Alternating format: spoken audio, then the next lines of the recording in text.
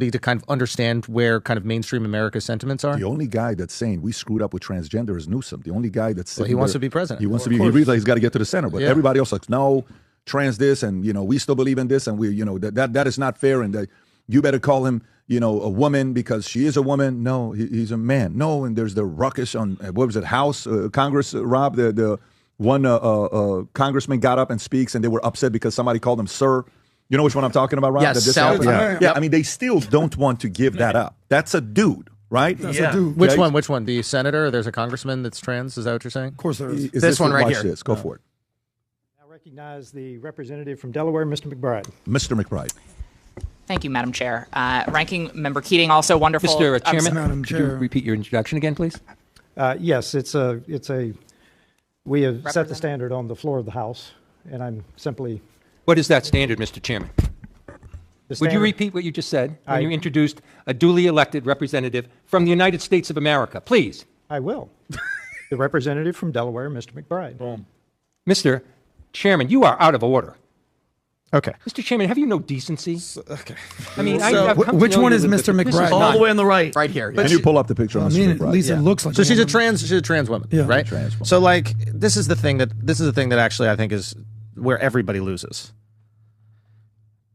If she wants to identify as like a woman, and you want to call her, and that's what she wants you to call her, just fucking call her a woman. It's not going to happen. Okay. Let me make the whole argument. Please make the argument. Okay. I'm so curious what this. Let me make the whole argument. Give it to us. I don't think the average person thinks that much about trans, especially the average conservative person. What I think the frustration was, and now they shouldn't have that frustration because now they're in power. But I think the frustration was, for years they felt like there was a lot of. There's a lack of, I think, common sense is the rhetoric that you're seeing now from the right, that there was a lack of common sense with like Democrat ideology and the things they were pushing through. And trans is just the highest rung of the ladder. So it would start at something like this. And this is what a lot of my friends were hearing. It's like, we don't call people Latinos or Latinas. We call them Latinx. And then you would go to your friends and you'd be like, what do you like? Yo, do y'all want to be called Latinx? And they'd be like, I don't even know what the fuck that is, right? And then you'd go back to your work and be like, yeah, I spoke to some of my Spanish friends that they don't even know what Latinx is. And then the reaction is, how dare you? What are you, some bigot? That's racist. Stop being so insensitive. So immediately you get taken back. You go, okay, wow. I was just asking questions. I spoke to my Spanish friends. They said that they don't even want to be called that. But all right, this kind of feels weird, but I'm not going to push back. Then you find out that like a drag queen is teaching English at your school or something like that, which I know is blown out of proportion. But still, you hear a story about it and you're like, you just go into the school. You're like, hey, just out of curiosity, why is there like a drag queen like teaching the kindergartners how to read? What is that about? How dare you? What are you, some bigot? But they're a performer. We have performers come in here all the time. Be like, okay, I'm just asking a question. You keep calling me a bigot. And the emotional feeling for like the parent or the person in that situation is, hey, this doesn't really make sense. And everybody's kind of pretending. And then the final rung of that ladder is trans women competing in women's sports, right? And I think that not that many people are actually really caring about trans people or thinking about them every single day, but it's like, it's the argument that is infallible. You present it to your friend that is like, staunchly Democratic. You present it to your congressman. You're like, hey, do you think this is unfair? You made me feel like a bigot with the Latinx thing. You made me feel weird about the drag queen thing. But this is 1 + 1 = 2.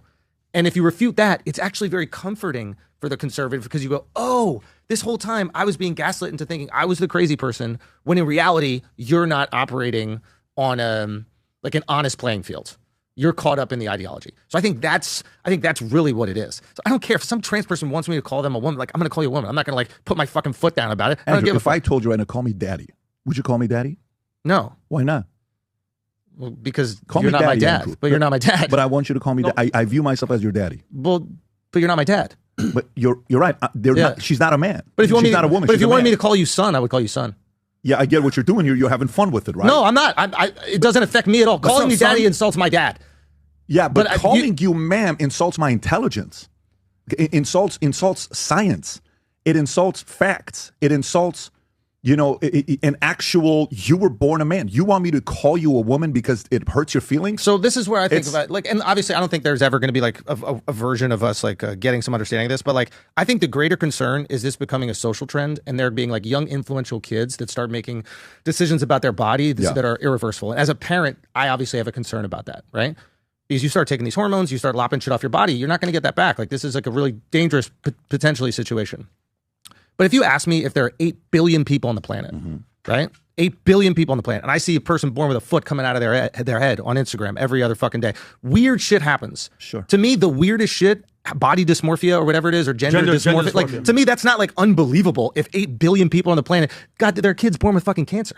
Like, there are crazy things that happen in our existence, and that's not even close to one of the craziest. Yeah, but this is a different story. This is a different story because this is not something that happens naturally. This is something that happens 5, 10, 15, 20 years into your life where you want to play dress up. How many days a year is Halloween? 1 day a year. But you want to play Halloween and dress up every single day, and you want me to pretend that you're a leprechaun or a ghost or a donkey every single day. We have a disagreement, I think, when it comes to like leprechaun or ghost or daddy or any of those things. I think that we're on the same page. He makes me call him daddy every single day. It's fine. I do it. I get it. But go ahead, Andrew. But I get emails from daddy, and I guess what I'm saying is like where this is like a perfect example of like where the conversation gets lost and both sides kind of can't unify.